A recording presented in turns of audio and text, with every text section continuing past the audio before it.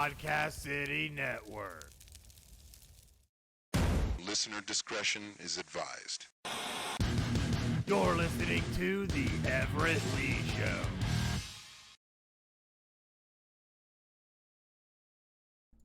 What's happening, ladies and gentlemen? Welcome to another episode of the Everett Lee Show podcast. I am the Everett Lee. I want to give a shout out to everyone who follows me on social media and, of course, Podcast City Network's official host of the Everett Lee Show podcast. I want to apologize for my guest that was originally supposed to be on tonight, Ty Asbury from Between the Ropes Radio. We have rescheduled for next Tuesday night, so be sure to check that out in the posting when the times and the stream and everything in between there. But tonight, I got a great guest here, man. One of my favorite guests I've had on the podcast. Tonight, I have none other, standing by in quarantine, is none other than film director and producer Jeremiah Kipp. How you doing there tonight? Doing good, man. I mean, quarantine. Today I watched Escape from New York and Big Trouble in Little China. Oh, so wow. Watching the classics. That's great. That's great. I feel that a lot of people, they're catching up on a lot of things that they have not been able to catch up on here lately, with everything that's going on, everyone being in quarantine, being at home and stuff. I know it sucks for like everyone right now, but as you as a film director and producer, what's been going on since the last time I talked with you when I had you on, and how you handling things with this quarantine as a film director? Well, last time we talked, I was about to enter into pre-production on a feature film to be shot out on the West Coast. Mm-hmm. And I was really looking forward to it because we finished shooting my previous feature, Slapface, last year. Yes. So that's all in post right now. We're still editing that film. So quarantine hasn't changed anything with that. It's still being edited. We did a assembly. We test screened it. We're going back in and recutting Act 1. It's all looking really great. The editor, the producers, and I are all on the same page with the material. It's really great to have something to do while we're in the middle of this international crisis. Right. Because every day being on the front line of this thing, living in New York, which is a heart of the pandemic in the United States, it's very good to be able to work on a project that you're passionate about and step away from the chaos of the world for a little while and make something creative. So Slapface is still in post, and that's all going forward, and that feels really good. But all of the projects that I had going on in April, May, June, everything got pushed. Wow. Like, the biggest thing was the feature, which was an action horror movie with a good budget, interesting lead actor attached. And, we're all like developing special effects, and we're, having the West Coast people scouting locations and stuff. And then all that stuff got shut down. One of the producers is international. He can't even leave his country right now. Wow. So he, basically all the funding is temporarily, it's not like destroyed, but it is like pushed. Everything is pushed, and he's not gonna start throwing down, pay for pre-production stuff, like developing special effects stuff, until we know exactly when we can start. Like if we can start at the end of May, that's a different story than if we have to start at the end of June or July. It's like a lot depends on it. Like there's a huge crew. The actors attached to it, are they available during the dates? What are the dates? We don't even know. So all that stuff is in limbo, and there's really nothing to be done about it. One of the producers said, well, why don't you just shot list? And I can do that, I've been shot listing, but it is a little bit like a creative writing assignment until things are a little bit more firm about what's going to happen next. So it's very weird to be not knowing when you're actually going to be doing the thing that you were hired to do.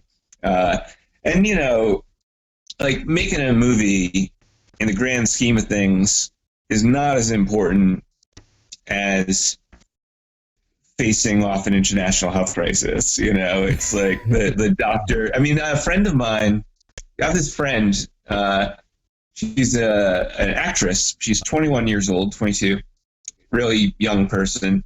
And she's one of those people that like kind of doesn't quite know what she wants to do with her life. It's kind of like, oh, am I going to be an actor? Oh, well, she was like a nurse's assistant. Just as a, maybe I'll try that out and see what's going on. And now she's like working at the hospital, like every day or every other day doing overnights. Yeah. You know, and sending me messages saying stuff like, yeah, 6 people died in my ward last night. We don't have enough gloves, you know, shit like that. Yeah. So that puts my movie was postponed into perspective. I'm not, you know, when I put on a mask and gloves and go outside is not the same thing as putting on a mask and gloves and goggles and the whole doctor's outfit. Right. And trying to save people's lives, like older people who are at risk or people with chest problems that are at risk. But the thing I'll say about this actor is that she was kind of not sure what she wanted to do with her life. And this pandemic has given her an incredibly strong sense of purpose. So what I try to do is just offer her complete unconditional support. Right. You know, to let her know that I'm thinking of her, that I care about her, that she's a wonderful person, that what she's doing is important, and that it's all worth the pursuit of it. Now, to my friends and my colleagues who work on movies and television and stuff like that, you know, it's like there's something, you know, it's like what do people do when they're shut up and self-isolating? They're watching Netflix, they're watching movies, they're listening to music. Yeah. You know, I mean, they're playing board games and they're like talking to their families and doing all this other stuff. But like, but the arts are a huge source of comfort in times of crisis. I remember I grew up with my grandparents and they lived during the Great Depression. Right. And I remember that my grandfather was always very passionate about horror films. And when he saw King Kong and Frankenstein and Dracula and the Wolfman, it was a way for him to get his mind off of living through the Great Depression and not having enough food. You know, like these monsters allowed him to step outside of his own reality for a little while and be entertained by something that was beyond. And I think that movies, I mean, for me right now, like in this time of not being able to do much, you know, like exercise, you know, at home is great and like cooking food is great, you know, but it's been a great source of comfort watching movies. Right. And the stuff I've been watching a lot lately have been like B-movie stuff. Like I was watching a lot of Vin Diesel movies. I was watching all the Chronicles of Riddick and Pitch Black. And then lately I've been on a Jean-Claude Van Damme kick, watching like Bloodsport and Lionheart, which I love. I mean, those movies are fantastic. I haven't seen those movies in a long time, and I was reminded why Van Damme became a star. He's so different. I mean, like, you know, Schwarzenegger and Stallone were the big action heroes in the 80s. Yeah. And Van Damme was so peculiar. You know, he had that weird accent. I mean, he had a high-pitched, weird voice. And then when he's like in Bloodsport, like the moves that I mean, that movie is like, there's no plot. It's really just like nonstop fighting. Right. And you see him move and you're just like dazzled by his abilities. And he's weirdly sensitive and vulnerable in the scenes where he's not fighting, which is very European of him. Yeah. So movies, you know, I'm not looking down my nose at what we do when I'm talking about the nurses and doctors and the people in the grocery stores who are all being exposed to the virus every single day. Yeah. But for everyone else who's like bored and shut in and trying to do their civic duty and trying to help their fellow people by staying indoors and quarantining, it's like entertainment stems off the boredom and keeps the mind active and stuff like that. So yeah. So I don't negate what I do for a living. You know, it's like all that stuff is on hold, but Yeah. But I've always thought that movies were a great source of comfort, and especially now, like when I'm looking for comfort, I'm looking at John Carpenter and Vin Diesel and Van Damme, which really matters. The other thing I've been doing, to answer your question, is there are all these actors who have nothing to do, right? And because they can't act in films or plays or audition. I mean, they can maybe audition for something, but they don't know when it's going to be. Right. And they're all like, what do I do with my talent? I was thinking about that. And I was talking to a singer, songwriter, filmmaker friend of mine named Lindsay Catt, who, and we were just like, how can we put these people to work? Like, what can we do? There has to be some way that we can, we have cellular phones, and we know editors, we know musicians. I'm sure that we can get people to self-tape something on their phone, and then send it into our editor and cut it together, and then drop in some music and make a film. Right. So, so we did an experiment with like for years I always kind of wanted to get a group of actors together and do Edgar Allan Poe's The Bells and cut it together, like 20 different actors doing it. And but it's for various reasons I never did. And then here we are, stuck at home with nothing to do, and I was, like, how do we use this? How can we create something anyway? And I was like, that Bells project, it's like, let's do that. So so I got, so I put it out on social media saying, like, if anybody wants to act in this thing, let me know, thinking maybe 5 or 6 people would want to do it. And within like 20 minutes, there were too many people, like we had more people that wanted to get involved than we could actually use in the piece. So we got like 20 people to tape, and then we wound up using, I think, like 13 of them. We had to cut a lot of people. There was just no room for everybody. Right. And we put it on Facebook and Instagram and Vimeo and all that kind of stuff. And it turned out pretty good. I mean, like, it was a pretty entertaining little piece, and it was a good beta test for what we could do. So now I've got like 2 more of them in post, like being edited right now. Like, one was a script that was written by a writer named Susan Nolan, a very dark story called Jumper, that we're going to hopefully put out early next week. Right. And then there's another poetry film, just because those are so easy to do. It's more romantic love poem, because I was like, all right, I think people also need a little bit of love right now, and maybe like let's give them something like that. Because like I did 2 very dark pieces, and let's do one that's a little bit. But even that one like kind of has because of where everybody's coming from. Yeah. It's a love poem, but it has kind of a dark undercurrent. Like when you're like the way that the actors interpreted it, because everybody's in a pretty dark mood right now, and kind of dealing with feelings of isolation and sadness and fear. All that stuff went into this love poem. So that one kind of feels dark too. While we're in doing this, and I'm in my apartment, unable to work with a group of people in pre-production making a feature film or whatever, right, I am able to get like a group of actors together with their cell phones and tape a little thing and put it out there on social media. Yeah. And the actors have derived great comfort from it. They've all said that doing these pieces, they're allowed to channel in all the stuff they're going through right now into this drama. Right. Which is a very healthy way of dealing with crisis. Oh, yeah.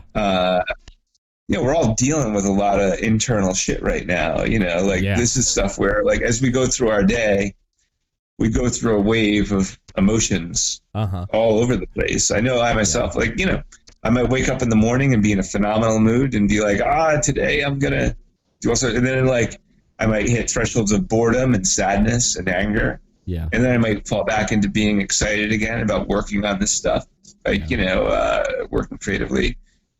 But that's where I'm at right now. It's a very long answer to your question, but it's like, while we're unable to do anything, I just believe in the power of being creative, and I like group activities. It's one of the reasons I got into filmmaking. Right. So I don't credit myself as director on these things I'm doing right now. I just say produced by Jeremiah, and get these people together, because there's nothing. I mean, I can't direct it. It's like I can only cast it and suggest things, and then let people run with their creativity. And for the most part, people's imaginations have been incredibly wild and ready to play.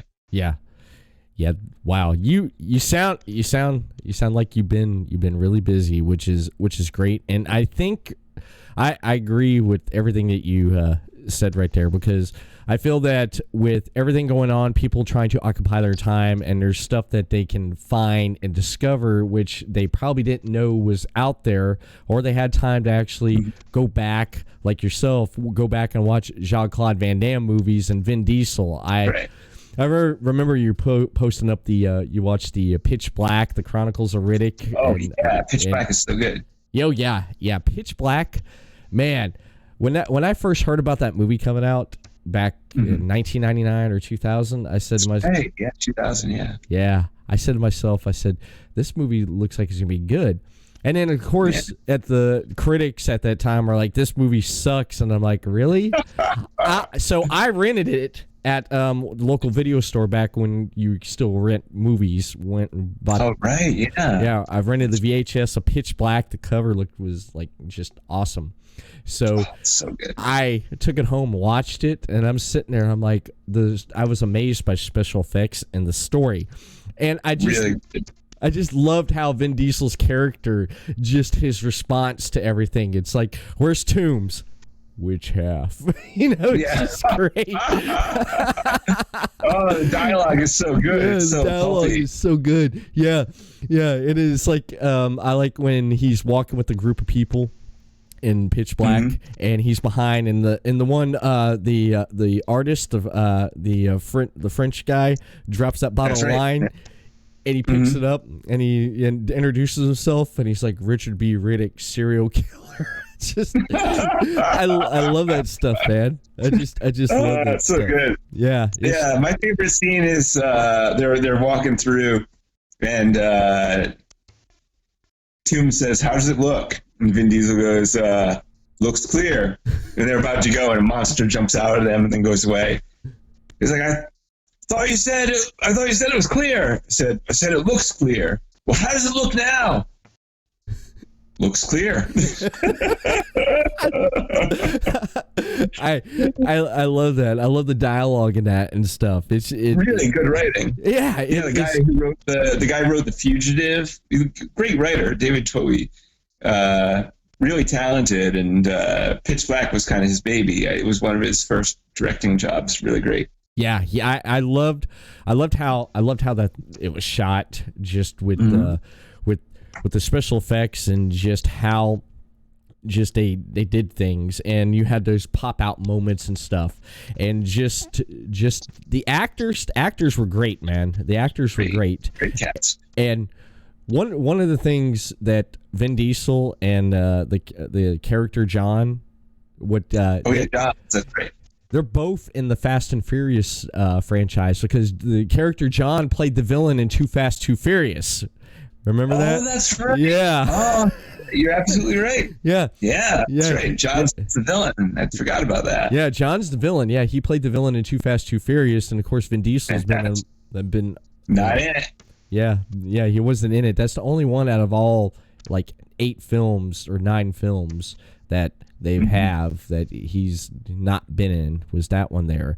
But Chronicles of Riddick, I thought that was a pretty neat take there, what they did with that. They had some pretty good lines in that one. I really like that movie. Yeah. I love Chronicles of Riddick. I thought it was unjustly panned.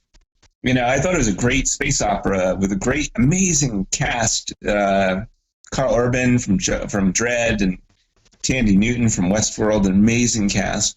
Yeah. Great script. It was just a wild ride. It was a bigger budget, super galactic thing. And I don't know why audiences didn't click with it. I thought it was fantastic. I was like, yeah, bring on more Riddick films. Yeah. They had a couple of PS4 games for Riddick that were pretty good, and and then the Riddick sequel happened a few years later with a much lower budget, but still a pretty good movie. Mm-hmm. Yeah, I have the animated Fury one, Dark Fury, that filled in the gap. Never saw that one. I gotta check that out. You haven't seen it? No, I never saw Dark Fury. I've seen everything else in the Riddick storyline. Yeah, but not that one. But I want to. It looks great. It is. And the way they did the animation with the Japanese animation for that, if it bridges. It's a little short story that bridges when they get off the planet at the end of Pitch Black. When they get off the planet, it shows what happens when they get off the planet and what happens right before the Chronicles of Riddick starts. It's a little, cool. It fills in the gap there, like what happened. And they got, of course, Vin Diesel and the actor and actress who voiced their animated character, and some of the characters, a couple of the characters that you see in the animated Dark Fairy, you get to see them in Chronicles of Riddick, like the bounty hunter. That's the bounty hunter guy. Yeah, I can't remember his name, but and it's been forever. He's a fantastic character, though. I remember him really well. Like he's, I remember it's like I should have taken the money. That guy. I should have taken the money. Yeah, he was great, and put on a fresh pair of panties. I love that. And I like how in Chronicles of Riddick how they drop Butcher Bay, and of course the video game. Which is an amazing game. I have that.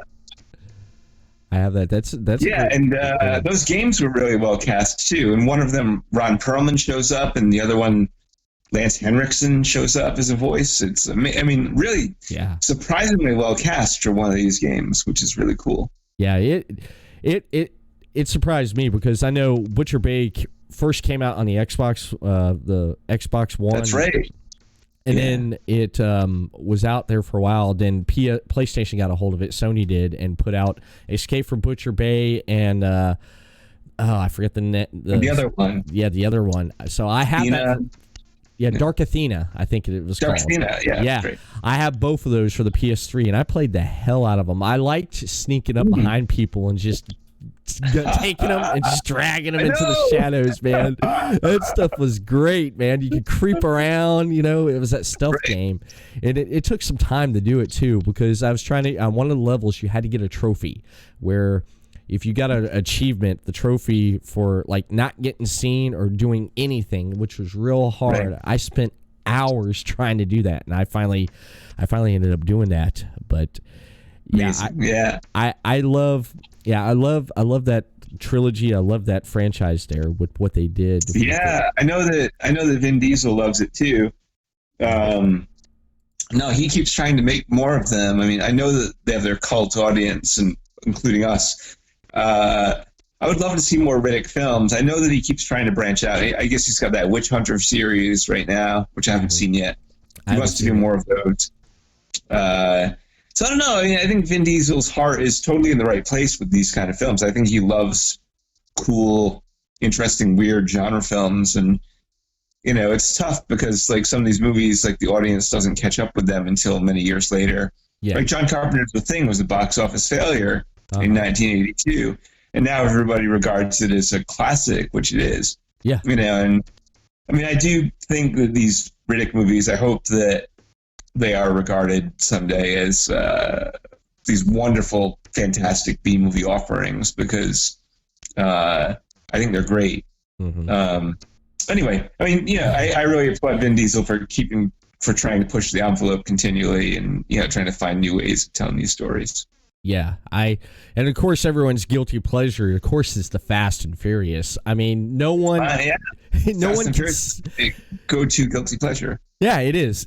When they showed the trailer for the first Fast and Furious movie back in 2001, and when I saw Vin Diesel, I was in the theater there watching a movie at the time, and they showed the trailer for it. And I leaned over to my friend, and I'm like, look, I was like, it's a guy from Pitch Black. It's a guy from Pitch Black. And he's like, what? He's like, what movie? And I was like, Pitch Black. You got to see that, man. He's badass in it. He's going to be badass in this one, man. And he was. I mean, the first one was just great, I mean, the first one is my favorite. Yeah. But I've watched many of them. Like once The Rock showed up, I thought it got good again. But I haven't seen the last couple, so I have to catch up. I'm not up to speed on all my Fast and Furious movies. I know one of them, like there's some submarine that comes out of the ice or something like that. Like next time they'll be in outer space or something. Who the hell knows? Yeah, they're gonna be sitting there. They're gonna be racing. They're gonna sit there and be racing probably like spaceships or something. You know? Right. Yeah, Fast and Furious. They all gotta go to outer space eventually. It's like Leprechaun in space. Friday the 13th Part 10. Jason X is in space. You know. They all gotta get there eventually. I never did watch. It's funny you said. I never did see Leprechaun in space. I never did see that. Not missing anything, buddy. That's good. That's good. I'm not missing anything there with that. But what's another movie? Oh yeah, I had my wife today. I was telling her about this one movie, and I said, you have to see this movie because it's suspenseful. The beginning gets me really hard because I'm a parent, but when it starts going and it's just it's good. It's just a great suspenseful, keep you on your toes movie, and I'm talking about A Quiet Place. I watched that, had my wife watch that with me today. Yeah. That was something right there. It's on the edge of your seat, right? Mm-hmm. Yeah. The beginning of it really hurts me because when the kid in the ship, man, and the guy that the father, I forget his name, but I love him in The Office. I love The Office. Great actor. Office. Yeah, I guess he directed the movie. He sure did. He did a fantastic job directing it, and quality stuff. It is, and there's really little dialogue in the movie. You know, it's just, something it's very visual. Mm-hmm. I mean, and then you're listening all the time. You know, you're constantly trying to listen for everything that's going on because there's so little dialogue, which I think is riveting. Yeah, really smart filmmaking. Yeah, it's almost reminds me of Castaway a little bit because there's little dialogue in that movie when he was on the island. Good comparison. Mm-hmm. Oh yeah, I think about Castaway a lot actually because I always thought it was a good movie, but living in self-isolation, you kind of want a soccer ball with a bloody handprint on it to talk to. It's I can totally understand that movie now with Tom Hanks talking to Wilson the whole time. Yeah, I'm you definitely want if you're by yourself, you definitely want to take an inanimate object and make a friend out of it because you're so. You'll go stir crazy otherwise. Which is really fascinating. I've thought a lot about Wilson the soccer ball ever since this pandemic has kicked in. Yeah. I bet. What is it? My job that I do, my 9-to-5 job. I work at work almost at a thrift store for the company I work for, which is almost like Goodwill, but not. But we've been closed, so I'm in there some days by myself. And I'm working and sorting things and stuff. I got music blasting and everything. And my coworkers that I know, they're in other areas working. And they're like, so what'd you do today? I was like, well, what I normally do, put stuff out and everything and stuff. So I almost went up, got the mannequins and staged them around like Will Smith, I Am Legend. And it had people just to talk to someone because it gets quiet in there, and you get some days when I was working by myself, I got the radio blast and I'm blasting out to everything. And then I just I don't want to hear the radio. I just want quiet just to concentrate. And then it is I almost just take the mannequins and setting them up all over the place. Just having like Will Smith from I Am Legend. He walks into the video store. Totally. That's almost what I felt like doing. But then that came to a halt this week. So I'm pretty much I have pretty much a lot of time on my hands. And then my wife let me know. She's like, well, since you're going to be around the house more, here's a list. Oh man! Yeah. I thought I was Santa Claus there. I was like, she's like, well, you're not gonna stay on that computer all day. I was like, of course not. it's like of course I'm gonna be putting content out there though, but we compromise. So I think that works right there. So I told her, I said I'm gonna stay on a schedule like I normally have been. Like nothing's happened. I'm still gonna stay on a schedule. Get up the same time. Fix my pot of coffee in the morning. Sit down on the computer. Go through, update stuff, check out stuff, and then when I'm done, like today, I was sitting there blasting on my CD player. I got a 101 CD disc changer. I was blasting a band that I like. I discovered on one of the Rock Band Guitar Hero games called the band's called The Sword. I was listening. I was jamming out to The Sword today, and then after it switched over to the next CD, all of a sudden Queen comes on. All of a sudden I hear it's funny, everything going on and stuff. The song I hear, I wanna break free. I'm like, yeah.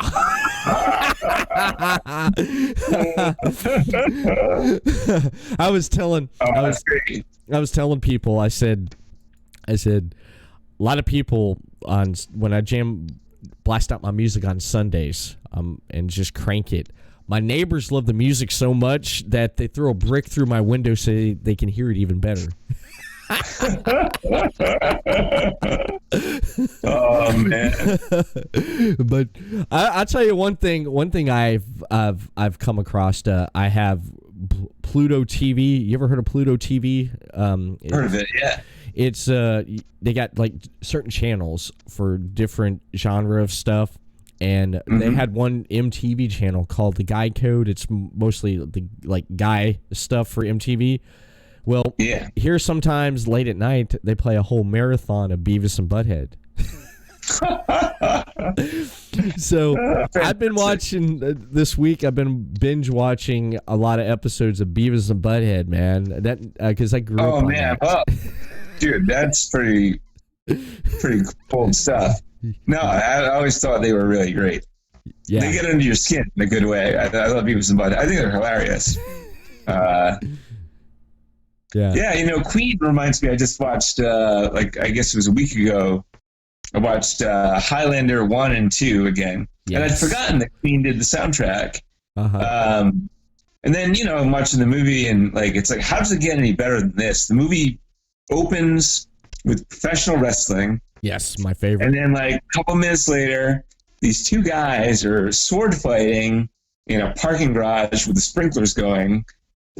And then you're in the Highlands of Scotland, and throughout, Queen is playing.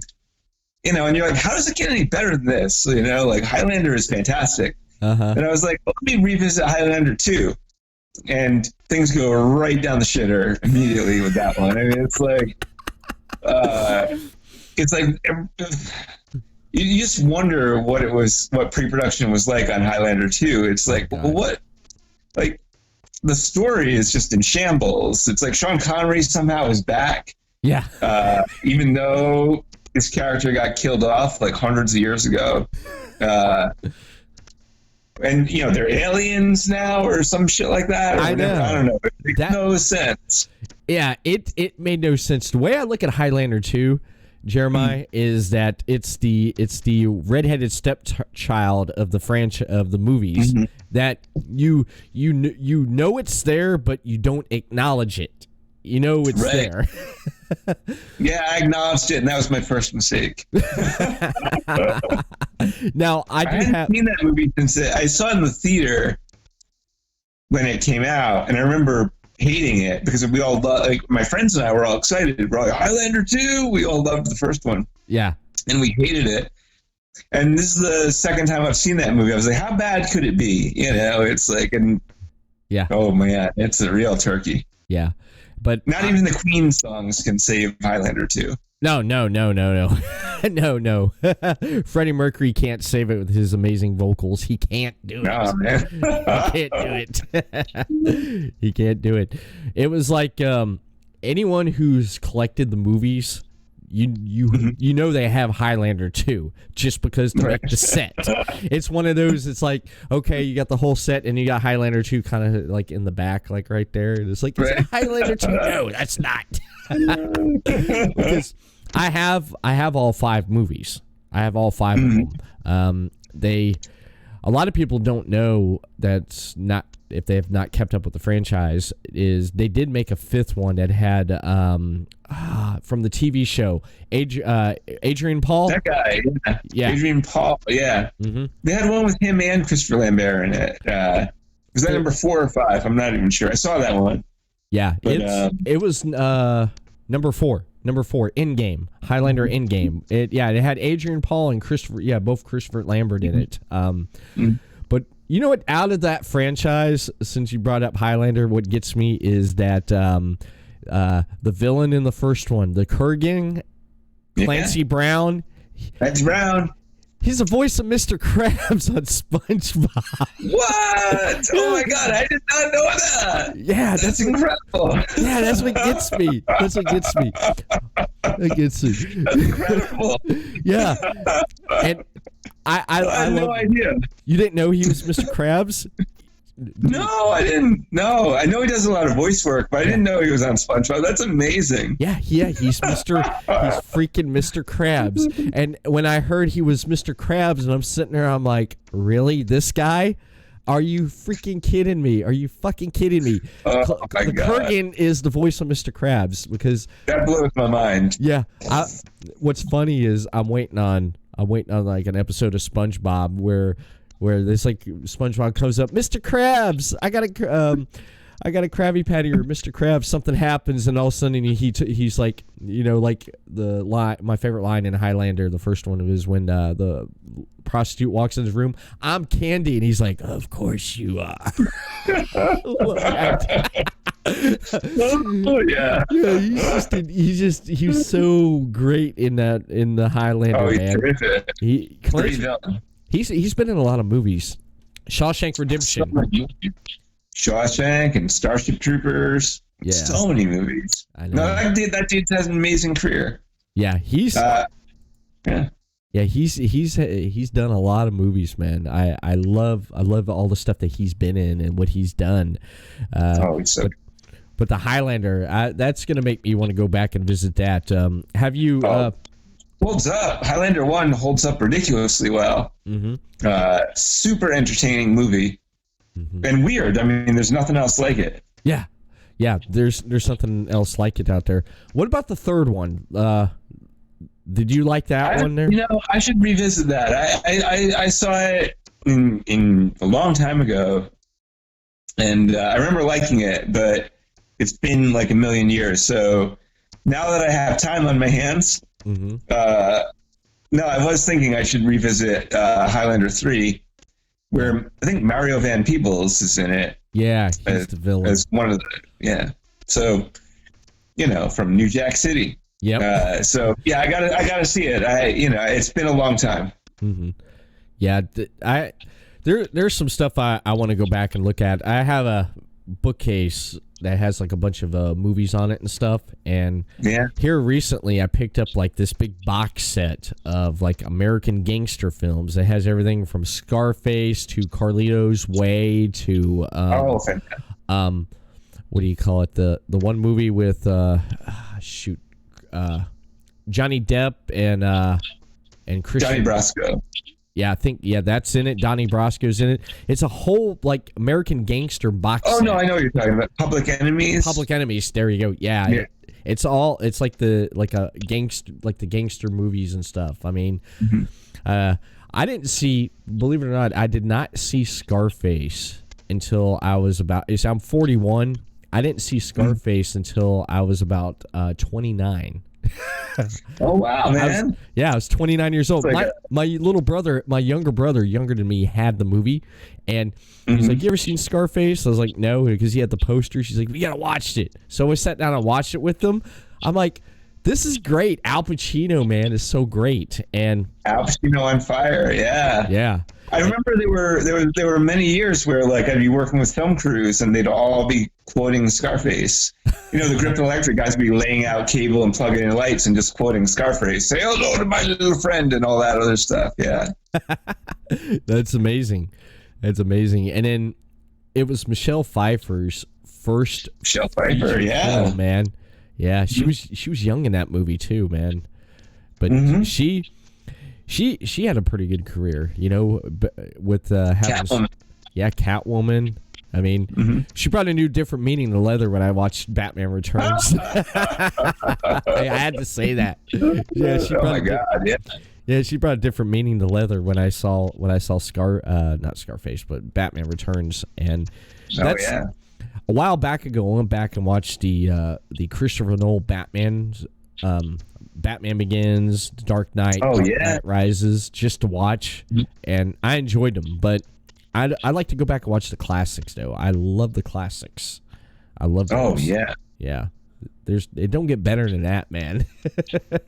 Yeah, I was thinking about revisiting Jack Nicholson as the Joker back in that old Batman movie. Yeah. I'd be curious to see how that one holds up. I remember really enjoying it. Again, I haven't seen that movie since it first came out. Mm-hmm. Yeah, it's been a long time. I can't tell you when the last time I seen that movie, but that's something I'd like to go back and visit again, just to watch there. And it's just so many things to like go back and sit back and watch again. Totally. You mentioned you saw was it Escape from New York? Escape from New York. Oh man, well I love it still. I think it's a great movie. Oh god.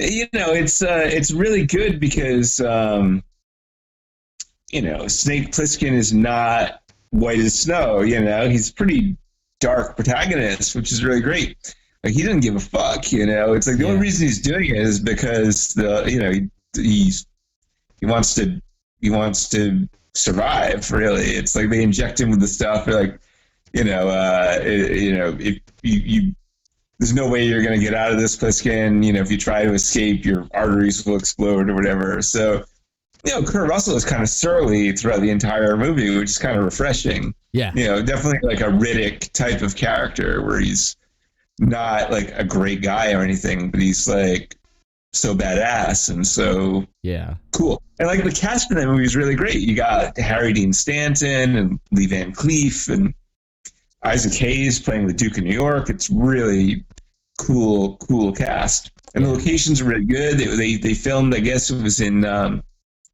think it was in Detroit or something like that. It wasn't in New York. Right. Or Cincinnati or something. But like there was a big fire in the city, so it all feels like kind of burnt out and decimated. And the locations of that movie look really cool. Yeah. Good movie. Yeah, I haven't seen that in a long time. I remember when I was a freshman. Yeah, I was sophomore in high school when Escape from L.A. came out, and I loved that one too, man. I loved the stuff that was in that one, and that was great. I mean, Kurt Russell, he was a badass. That's when I really liked Kurt Russell. I think he's the best. I mean, like, what a fantastic action hero type of actor. Yeah, I love Kurt Russell. He's one of my favorite actors. Like now that Quentin Tarantino's using him, I'm like, perfect. Great. Always great to see. Like whenever Kurt Russell shows up in a movie, that movie is better. Yeah. It was weird watching Escape from New York today because it starts out with the map of New York, and there's a digital like they put a giant wall around it. Like New York is a prison and nobody gets out. And I'm like, yeah, that's kind of right now.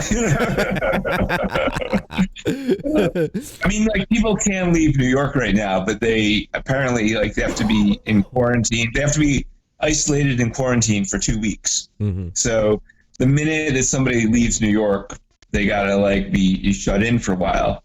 Like in Rhode Island, there were a bunch of rich New York people who went out to Newport being like, well, hide out in our mansions. Yeah. And, and then apparently in Rhode Island, the police were knocking door to door being like, are you from New York? You gotta, you gotta lock yourself up for 2 weeks, yeah. So it's just crazy to think about. I heard. But yeah, Escape from New York made me think about that. Yeah, that does sound about it because I was talking with a friend and they're like, yeah, this is almost like Escape from New York because New Yorkers are escaping, and I heard they were heading to Connecticut, Massachusetts, Rhode Island, and then more outbreaks started happening. And I was watching this one guy who does a podcast up in Boston up there. He does a wrestling podcast, and his new videos pop up on my phone every once in a while. And he's talking about he just threw a video out there to mention it, and he was like, New Yorkers, go back to New York, quit coming up this way. And they were coming down here to Florida, dude. They were coming. Oh yeah, man. Yeah. No, I was hearing all about like New Yorkers like heading straight for Florida, and it's just like, you're carrying the freaking virus, you idiot. Good job spreading it. I know. It's ridiculous because they blocked off. They basically blocked off on the state line there. It's like you come from New York, go back, and they would not let you in because we're on lockdown too. We're on lockdown, dude. Mm-hmm. People are still going about their business like nothing. It's just ridiculous. Yeah, like I call back to my family in Rhode Island, and I'm hearing a lot of that too, where it's just kind of like, I went to, I was hanging out with my friends, whatever, I was driving around Cape Cod, and it's just like, man, it's like, didn't you read the memo? The memo said self-isolate. Ah, boy. So I don't know, I know in New York, it's like, different planet right now. It's like, you look out the window and all you can see is like a post-apocalyptic sci-fi movie. Everybody's wearing like masks and gloves. Like, it is extremely weird out there. And like, everybody's bugging out, like the last time I was outside, it's like you see people cracking up, under the pressure of this thing. So it really is, it's like I love horror movies and sci-fi movies, but, I always said I don't want to live in a horror sci-fi movie. But, like New York is definitely that right now. It's a fascinating time to be here because, it's just people are under enormous pressure. And when people are under enormous pressure, they act really weird. So there's a lot of that going around right now. Oh, I can imagine. I have a niece. She lives in New York, and I have a cousin. I think she lives. She commutes to her job. She's a veterinarian in New York, and cool. Yeah, she takes the Lincoln Tunnel every morning, and she put a video up. This was a couple months ago, or about a month ago. She put a video up of her driving through the Lincoln Tunnel.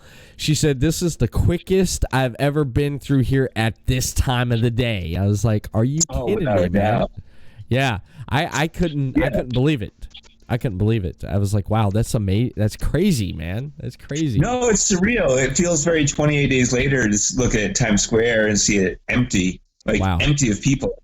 And you remember the opening of 28 Days Later? The guy is like walking across London Bridge, and it's unpopulated. Yeah. And the thing that, it's like when you watch that movie, the reason it feels unnatural is because cities are meant to be teeming with people. Yeah. And New York right now is like a very strange ghost town, which is very weird. Right. I can only imagine. I was going to ask you, Times Square. That's pretty much. New York's pretty much a ghost town right now. Everyone's in. Yeah. Or if everybody's in. Or like you said, they got the face mask on, their gloves, and they're going to where they need to go and get back in quick. That's right. That's right. That's crazy. There's people around here. Weirdest. It is, ain't it? Yeah. Here in Daytona, there is people that's walking around with the mask on, with the gloves and everything. Pretty much, it's at night when I go outside my side door to let my dog out. Mm-hmm. I usually hear a lot of traffic about 9, 10 o'clock at night. I can walk outside right now. I don't hear nothing. Yeah. I don't hear nothing. That's wild, man. Yeah, the first night of lockdown on we've been locked down since April 3rd. That night at midnight, I walked outside. I sat out there. I looked around. It was like you can hear like a pin drop. I'm like, really? At this time, wow. You can hear a lot of stuff going on, but nothing. Yeah. That's like, wow. Yeah, that is surreal to me because the last time I was in Daytona was early last year. And it's just a happening place. I mean, like, there's just a lot going on. Mm-hmm. So it's very weird to me to think of Daytona as being able to hear a pin drop. I mean, that blows my mind. Yeah, and just what you said about Times Square. Times Square is always busy. New York's the city that never sleeps, and it's like a ghost town. That's crazy. That is crazy, man. Yeah, it's pretty wild. It is. I said to a friend a while back ago, I said, I wonder how many movies after this is all, we get through this all, how many movies that are going to be coming out based off of the COVID-19, man. Oh, yeah. The market's going to be flooded with a lot of movies because as soon as they're like, you could get back out there and do what you could do, people is going to be like, I was like, well, I was in quarantine. I wrote this script for this COVID-19 movie. It's like, what's the odd basis? Because there's so many scenarios, there's so many stuff that you can actually do. I know a filmmaker down here in Tampa, and she was she put a post out there on social media, and she said, I'm thinking of writing a dark comedy or a romantic movie about two people in quarantine. And I'm like, that would be cool, just because you can go so many directions. It's bound to happen. Yeah. Yeah. I mean, I'm sure that it's going to inform a lot of stories. Yeah. I mean, there's no way it can't. It's just like it's like an event that's changing our lives, so there's no doubt that like stories will come out of this that'll be riveting. Yeah. Yeah. You mentioned about watching Netflix. Next time you're on Netflix, look at what movies are trending. I had to laugh during the first time I got when I was looking at what movies are trending. It's like Outbreak, The Flu, just Contagion. Quarantine. I just like all these like disease, flu like movies are just trending because people's watching it. Oh yeah.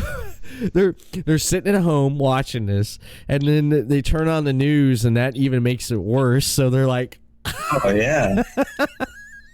No, man. Yeah, I mean, all those movies. I don't know. Like the last, I was in New York for 9/11, and like I had no interest in watching any of the 9/11 movies that came out afterwards. Yeah. So like, I'm kind of living it right now. I don't really want to watch Contagion. Yeah. But maybe after all the shit is over, like then we can process it and like look at some of this stuff. But right now, I'm perfectly happy to just watch some kung fu. Yeah.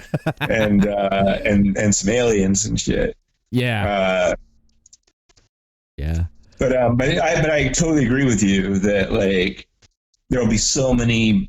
I mean, like all the movies and all the books and all the stuff is going to be informed by what we're going through right now. I mean, there's no way it can't be. Yeah. Which I think is great. I mean, it's like if people can use the crazy shit that's happening in our lives and inform their creativity with it, I think that's got tremendous value. I think that's important. I've always felt that, even when we're not in a international crisis, even when it's just like you're dealing with something in your personal life, that's going to inform the work that you do no matter what. Right. So with something like this, it's going to inform that stuff on a massive scale. And I think that's good. I think it's like movies allow us a way to deal with the stuff that we're going through in our lives. And I think that's important.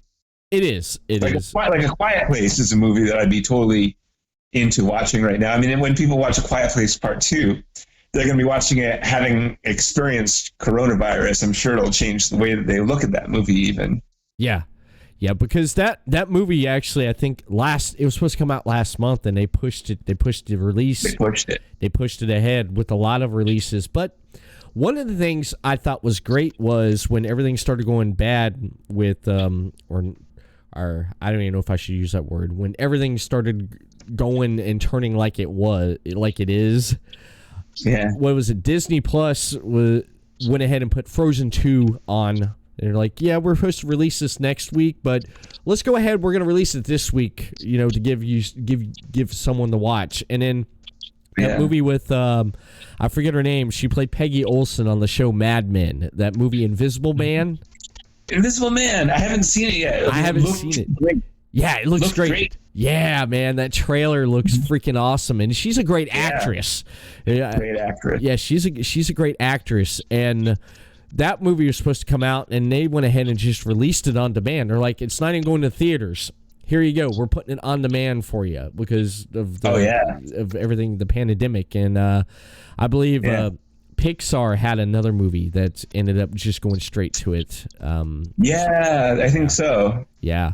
Invisible Man, that's something I should watch now. I mean, that would be a movie I would want to watch during this pandemic because we can't see the virus, it's out there trying to get us. We can't see the Invisible Man. He's out there trying to get us. I mean, and that movie just looked awesome. Yeah. Really well directed. The trailer, as you said, I mean, blew me away. Yeah. It was definitely one of those I'm going to totally check this out. Again, now that I have time, I have no excuse not to watch Invisible Man. Yeah, I'm definitely gonna check that out because that looked freaking great, man. And just I saw an article where AMC theaters may be filing for bankruptcy. I know, that breaks my heart. It does, man. Because someone mentioned to me years ago, they said the future of movies will probably be you just sit at home and they release them and you order them. And it's almost coming to that with a few things. But I enjoy going out to the theater and seeing it. Going to the theater. Yeah. I do too. And then it's just, they can't take that away, man, because it's not the same. It's not the same. Yeah. I mean, think about watching a great horror movie with an audience that's all into it. Then it becomes this amazing group experience. Yeah. I remember the great experiences I've had with audiences, in the movie theater. I would never want that to go away. Mm-mm. So, I mean, AMC, it's terrible what they're going through right now. It's really sad, but I for one, like you, I hope that the movie, the theatrical experience doesn't go away. Yeah. Because it's a very different experience watching something at home versus watching something with a group of strangers, Mm-hmm. And when you're watching something with a group of strangers and you're all being affected by it, that's a really powerful, awesome experience.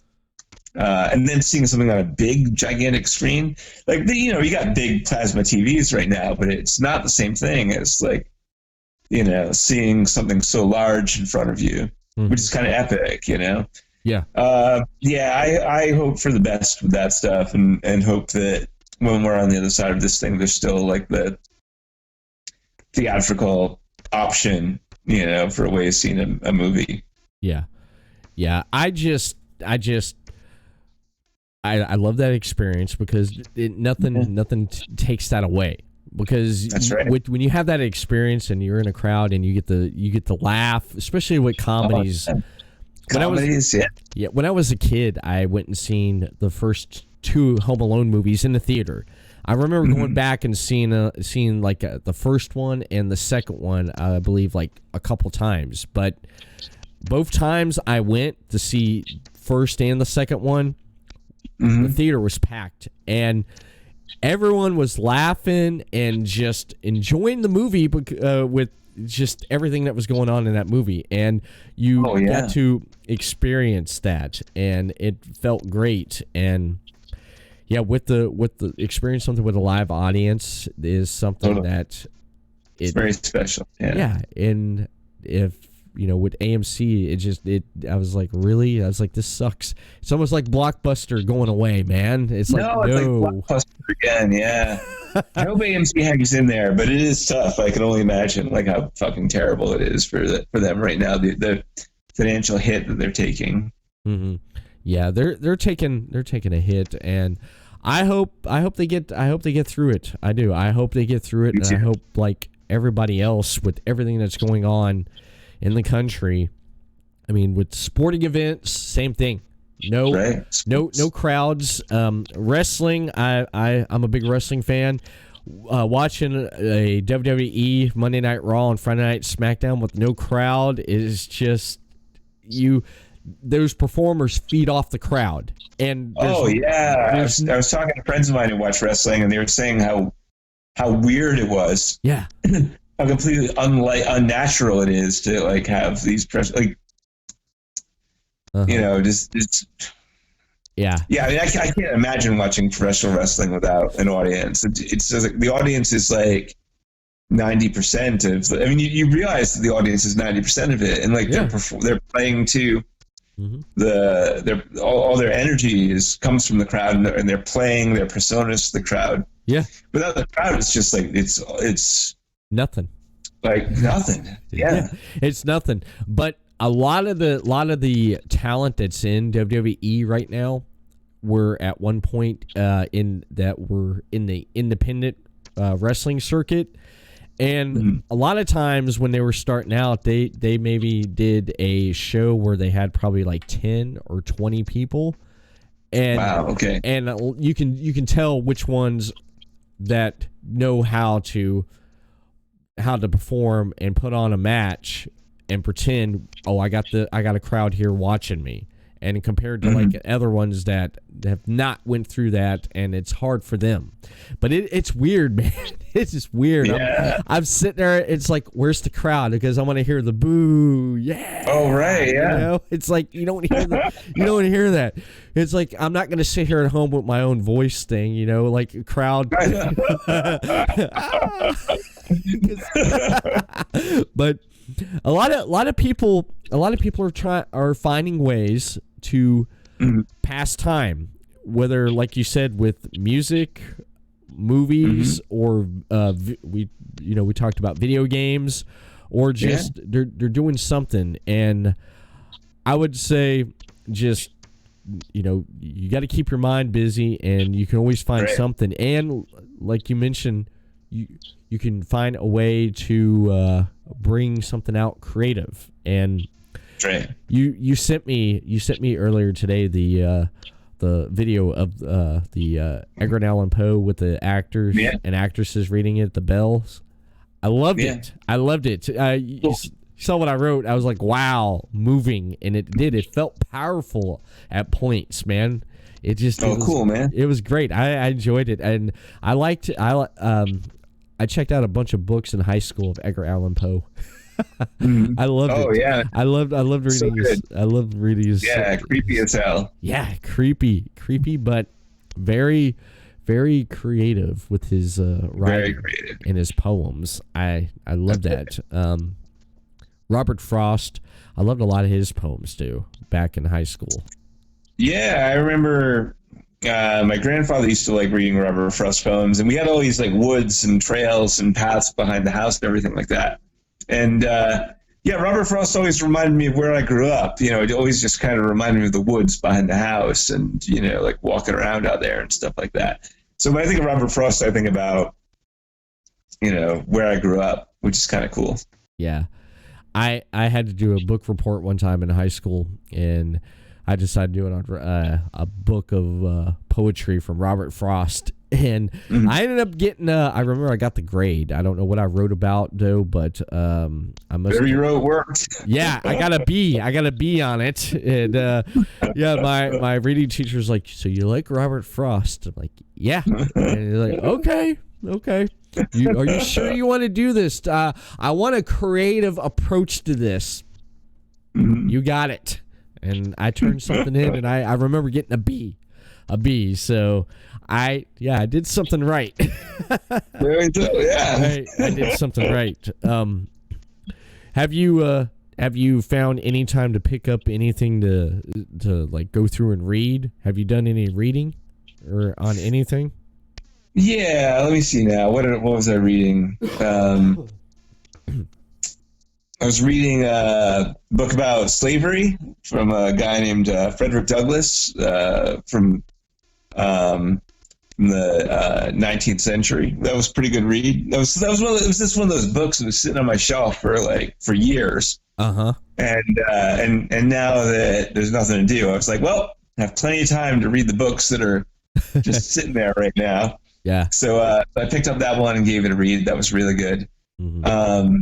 And then there are all these like crime novels from the Midwest that arrived in a care package. So it's like all these sort of murder mystery books and stuff like that I think I'm going to start reading pretty soon. Nice. Yeah.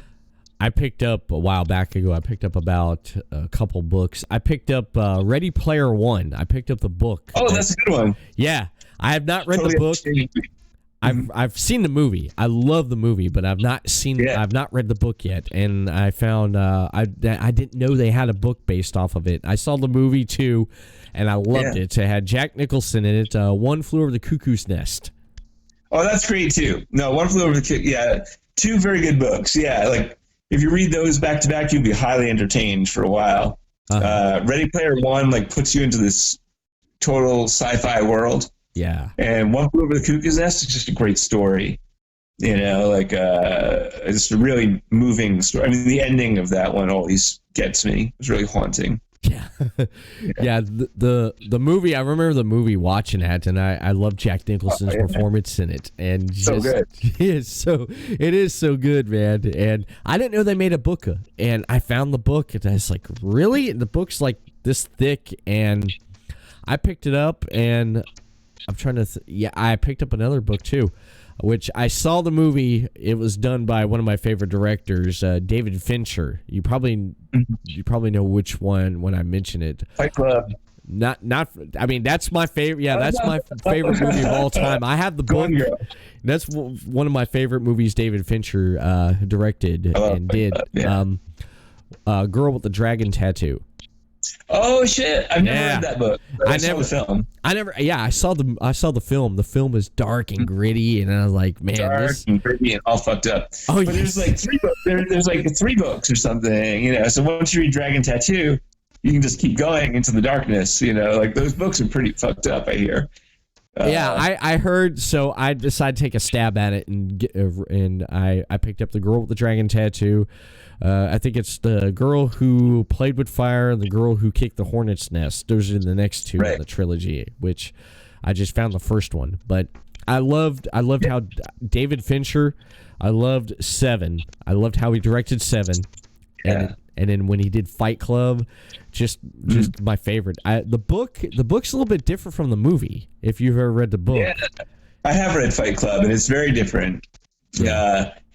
Yeah, I love the film. You know, I think the movie like nails it with like great ending. I mean, the twist got me. You know, and I was not. I mean, like it was. I love that movie. It didn't go the way I expected. You know, I thought it was going to be an underground fight movie, and then it goes so far beyond that. You know, it's like wild territory. I mean, amazing. Like what a mind fuck of a film that is. Yeah, It definitely is. It's one of those mindfuck movies that you think it's going one way and then it takes you off this way and you're like, what? Yeah, I didn't see that. Yeah, oh, it's really good. I didn't see that. Yeah, and then once you know the twist, when you go back and watch the movie, it's a totally different experience. But I didn't see the twist coming, and I was very pleased. You know, I thought they handled it. Like Fincher just told that story really well. Yeah, if you noticed Fincher. He does those.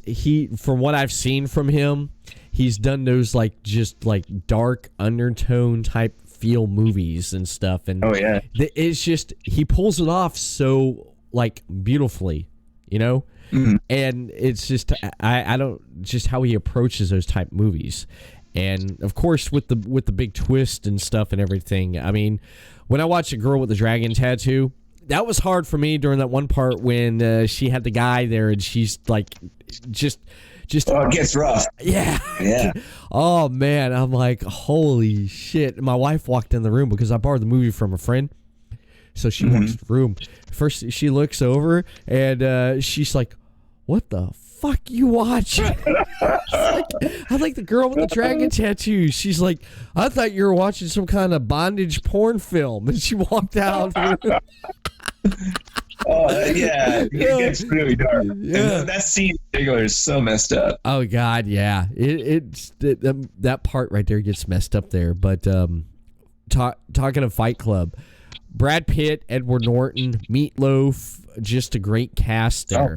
And really good. Helen Bonham Carter. I mean, just great. Yeah, I remember when that movie came out.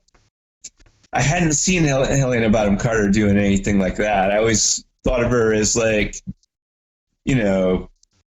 drinking tea in a corset or something like that, and then to see her playing the cigarette smoking goth girl, I was like, wow, man, she's got way more going on than I thought she did. So really good. Yeah, she played that character really well, and I liked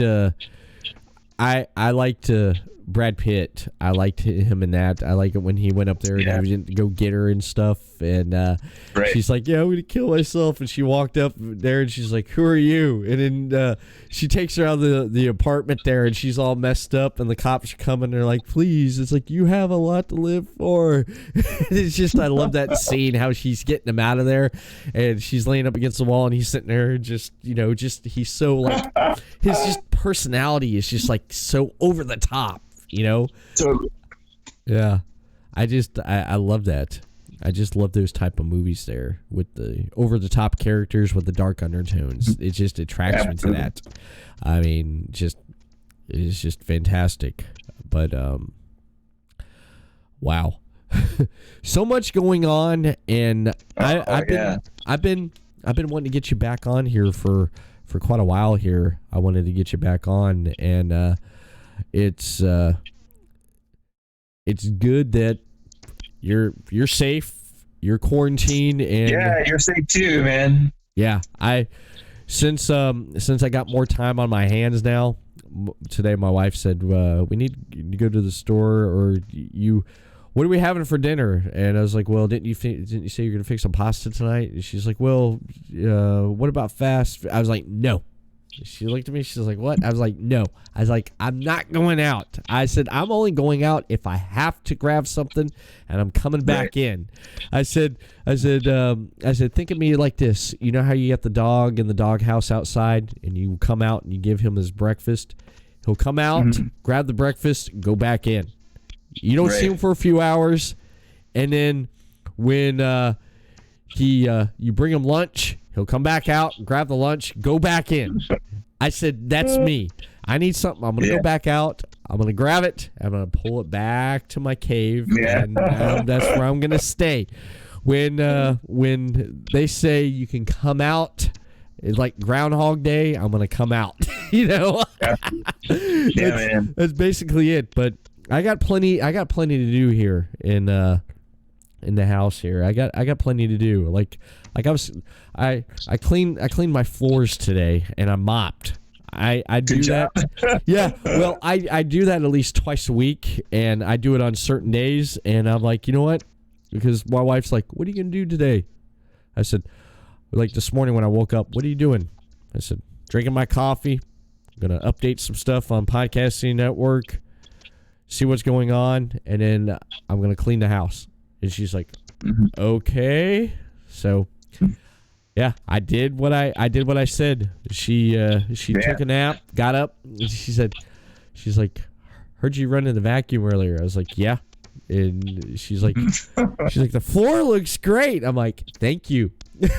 She's like, I heard you jamming out the Queen earlier. I said, yes, I was. I said, when I get into stuff, I gotta have music, man. I was cranking it. I was cranking the sword, I was talking about, and she's like, and I was looking at the trimming. I said, tomorrow I think I'll tackle the trimming. She's like, okay. I was like, I'm putting myself on a schedule, because if when I do get called to go back, I don't want to be not on a schedule. But if because I'll fall into a routine. So important. Yeah. So you fall into a routine, and it's hard to break. So I don't want that to happen. Right. So I just want to stay the same, not unless something dramatic happens. But until then, man, I hear you. Yeah, but I'm glad you're doing all right, and you're thank you. Finding a lot of things to do, and one day at a time. Yeah, one day at a time, and I'm looking forward to seeing everything that you have planned that's on halt right now, and I think it's really creative what you're doing with what you shared with me with the bells, and I love it. I love it, man. Well, thanks, man. Well, yeah, let's see. We'll see where we're at when we're on the other side of this thing, where we can, return to normal and get back to work. Yeah. And it's straight. It's hard for me now because when doing a podcast, doing a show, I usually, before I ask my guest, I said, what upcoming things do you have going on? And it's like I gotta change it up now. It's like I really don't know what to say. I really don't know what to say. I guess I gotta create something like on the spot. We'll say, Jeremiah, when do you probably look forward to getting back on track? What is your prediction? Throw a prediction out there. We'll see when it happens, May, June, whatever it is, Until then, I'm just going to keep inventing stuff. I'm going to keep finding stuff to do. And I'm just going to keep creating content until we're on the other side of this thing. So I'll leave it with, let's just take it day by day, keep making our content, and I'll see you on the other side. Okay. All right. I love it. I love it. And thank you for coming on tonight. Thank you. Hey, thank you, man. It's always great talking to you. Oh, it's always great. Where can people keep up with you and see your amazing posts and stuff that you put out on social media at? Where can people find you? Well, I'm on Facebook and Instagram. Pretty easy to find. Just type in my name, Jeremiah Kipp. Jeremiah is a pretty rare name, so I'm pretty easy to find. And then my website is kippfilms.com. So, but yeah, Facebook and Instagram, I post every day, so people can find me there. Nice. Thank you so much. And before I do close out this podcast, I do want to mention that, not that right there. There we go. I keep clicking the wrong thing. You can keep up with more Everett Lee Show on podcasting.net, your top source for independent podcasting. You can find Everett Lee Show over on Podcast City Network's website, podcasting.net, Facebook, Podcast City Network, and Twitter at Podcast City Net. And you keep up with video portions of this podcast and other podcasts on Podcast City Network's YouTube channel, Podcast City Network. And follow and keep up with Podcast City Network right here on twitch.tv/Podcast City Network. Everett Lee Show right here on Facebook. Everett Lee Show. Click that thumbs up and follow.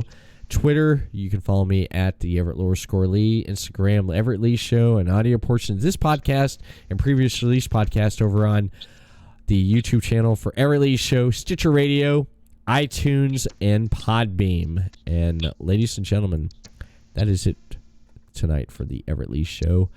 Everett Lee signing off. Have a good night. We'll see you again next week for another episode of the Everett Lee Show. Peace.